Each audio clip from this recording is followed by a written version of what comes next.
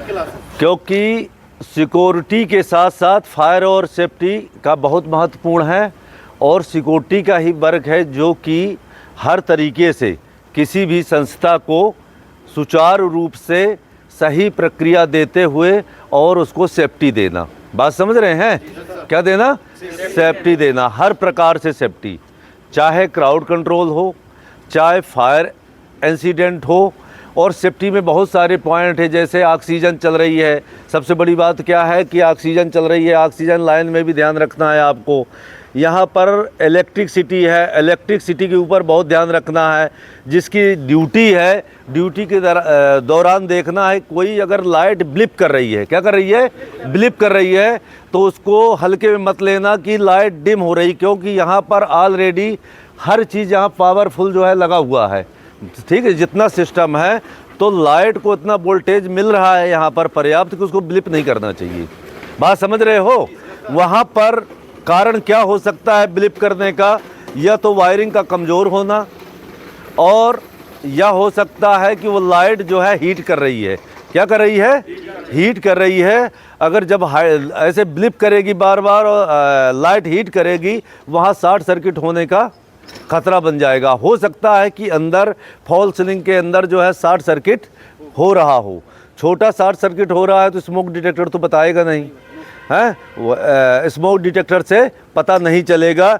इसलिए कोई भी जो सावधानी का हिसाब है, जितनी भी हमको सावधानी रखना है, एडवांस सोचना है और उस चीज़ को ज़रूर बताना है। अपने को इलेक्ट्रिसिटी वालों को बताना है, जो इलेक्ट्रिक डिपार्टमेंट है, जिससे कि सही तरीके से है उसको जल्दी से जल्दी उसको सही कर सकें। ठीक है ना? इसलिए होने वाली दुर्घटनाओं को रोकना, क्या होने वाली आग से होने वाली दुर्घटनाओं को रोकना, उस दुर्घटना होने से पहले सही प्रक्रिया देना। क्या करना? सही प्रक्रिया देना और इमीडिएटली एक्शन करना, इमीडिएटली एक्शन करना, इमीडिएटली सूचना प्रदान करना। क्या करना?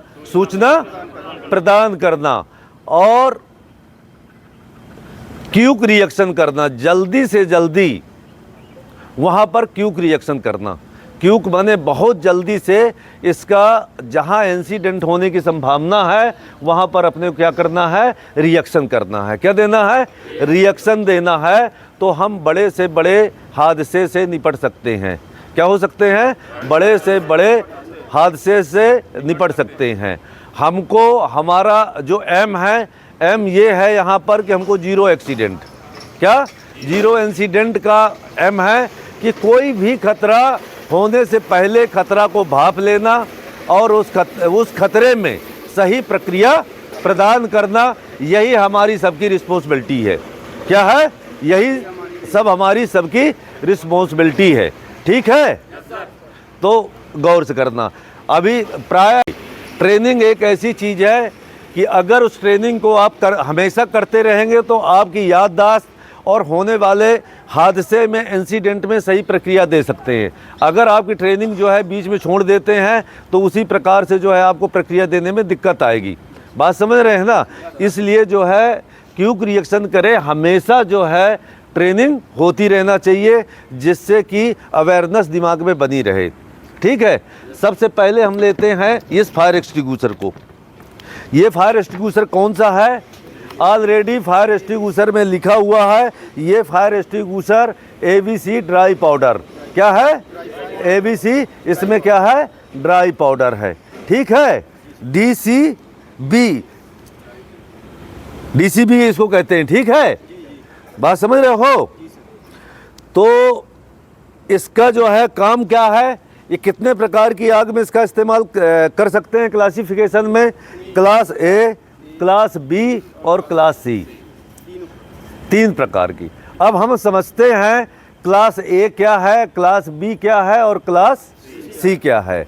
तो क्लास A क्या है? जर्नल फायर या ऑर्डिनरी फायर है। क्लास A कौन सा फायर होता है? जर्नल फायर या ऑर्डिनरी फायर। जो कागज, पत्ता, पेपर, वुड, समझ रहे हैं ना, और ये कॉटन्स, कपड़े हैं जो, इनके द्वारा जो आग लगती है उसको क्लास A में वर्गीकृत किया गया है। किस में किया गया है? क्लास A में वर्गीकृत किया गया है। इसको हम इस फायर एक्सटिंग्विशर से ऐसी आग को बुझा सकते हैं। बी में क्या है? Diesel, petrol, kerosene, thinner, paints इत्यादि और गैस, जो गैसेस होती हैं, ठीक है, उसमें भी इस फायर एक्सटिंग्विशर का इस्तेमाल कर सकते हैं। क्लास सी, क्लास सी में क्या है? Electric fire. क्योंकि प्रायः जो है आप देखेंगे कहीं पर जो किताबों में लिखा हुआ बताया गया है, कभी क्लास डी में इलेक्ट्रिक फायर कहीं सी में ले लेते हैं, कहीं इलेक्ट्रिक फायर को किस में ले लेते हैं? डी में ले लेते हैं, और कभी ई में ले लेते हैं। समझ रहे हो ना, इलेक्ट्रिक फायर। परंतु इन फायर एक्सटिंग्विशर को देखने से, जितने भी फायर एक्सटिंग्विशर हैं, इनके हिसाब से जो अपना शॉर्ट सर्किट है, जो इलेक्ट्रिक फायर है, क्लास सी में आता है। क्योंकि क्लास सी में इसलिए आता है कि इस फायर एक्सटिंग्विशर को हम इलेक्ट्रिक फायर में इस्तेमाल कर सकते हैं। और वो जो है बीसी है, उसको भी किस में कर सकते हैं? इलेक्ट्रिक फायर में इस्तेमाल कर सकते हैं। इसीलिए इलेक्ट्रिक फायर किस में क्लासिफिकेशन में आएगा? क्लास सी में आएगा। ठीक है, तो इसमें इस फायर एक्सटिंग्विशर का इस्तेमाल हम किस में करेंगे? इस फायर एक्सटिंग्विशर का कागज, पत्ता, paper, wood, diesel, petrol, kerosene, thinner और electric fire and gas fire में इसका कर सकते हैं। इस फायर एक्सटिंग्विशर को क्या कहते हैं? मल्टी एक्सटिंग्विशर कहते हैं। ठीक है ना, मल्टीपर्पज एक्सटिंग्विशर। क्या है ये? मल्टीपर्पज। मल्टीपर्पज का है, इसका लगभग हर जगह इस फायर एक्सटिंग्विशर का इस्तेमाल हो रहा है। बात समझ रहे हैं? इसके बारे में समझ गए? ए बी, ये जो है कौन सा है? Foam type extinguisher. कौन सा है ये? Foam type extinguisher. इसमें लिखा हुआ है ए बी और इधर ओ बना के इसमें कट कर दिया है। यानी कि इस फायर एक्सटिंग्विशर का इस्तेमाल जब भी आप फायर एक्सटिंग्विशर चलाने के लिए ले जाते हैं, तो पहले फायर एक्सटिंग्विशर को देखना है कि हम कौन सा फायर एक्सटिंग्विशर का इस्तेमाल कर रहे हैं। ठीक है, ऑलरेडी इसमें लिखा हुआ है कि इसका इस्तेमाल हम किस में कर सकते हैं? क्लास ए और क्लास बी में। ठीक है ना, तो इसको इस्तेमाल क्लास ए और क्लास बी के बारे में समझ गए हो? हैं? समझ गए ना? बता दिए ना, क्लास ए फायर कौन सा होता है और क्लास बी फायर कौन सा होता है, तो आपको अच्छी तरह से पता है। ठीक है ना। यह फायर एक्सटिंग्विशर कौन सा है? इसमें क्या है? इसके अंदर इसमें CO2 है, कार्बन डाइऑक्साइड है। ये क्या काम करती, कैसे काम करती? ये अत्यंत ही ठंडी होती है। क्या होती है? अत्यंत ही ठंडी होती है, जिससे आग का तापमान ये क्या कर देती है? कम कर देती है, उसको ठंडा कर देती है। तो इसमें ऑलरेडी क्या लिखा हुआ है?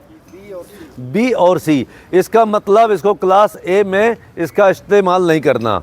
जो कागज़, पत्ता, गत्ता, पेपर, वुड इस प्रकार से आग लगती है, उसमें इस फायर एक्सटिंग्विशर का इस्तेमाल नहीं किया जाएगा। इस फायर एक्सटिंग्विशर का इस्तेमाल किया जाएगा क्लास बी और क्लास सी में किया जाएगा। ठीक है ना।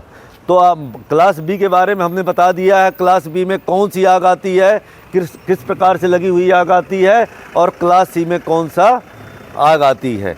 परंतु ध्यान रखना है, हम इलेक्ट्रिक फायर में इसका भी इस्तेमाल कर सकते हैं, बीसी का और एबीसी का कर सकते हैं। अगर कोई इक्विपमेंट, इंस्ट्रूमेंट और महंगी जो मशीनरी है, मशीनरी कह दो या इक्विपमेंट कहते हैं, वो है, उसके अंदर अगर आग लग जाती है, शॉर्ट सर्किट हो जाता है, तो इस फायर एक्सटिंग्विशर का बीसी का इस्तेमाल करना है, ना कि एबीसी का। हाइड्रेंट की तरफ आपकी सबकी नज़र होगी, किस तरीके से हाइड्रेंट काम करता है। आप मैडम जो है प्लीज साइड में हो जाइए।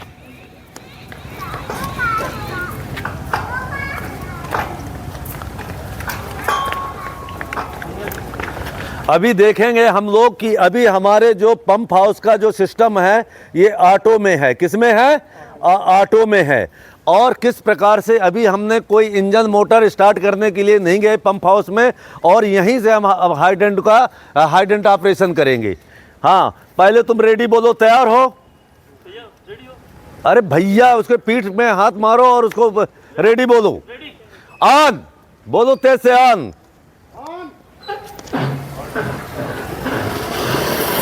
ऊपर करना इस प्रकार से हाइडेंट चलता है। और हाँ, नीचे करो, नीचे करो और ऊपर करो। अब आप लोग इसका फोर्स से समझ सकते हैं, अगर जर्नल आग लगी है या तो आग बहुत बड़ी हो गई है और आग काबू में नहीं हो रही, तो हाइडेंट के जरिए हम आग को बुझा सकते हैं, काबू कर सकते हैं। स्टॉप।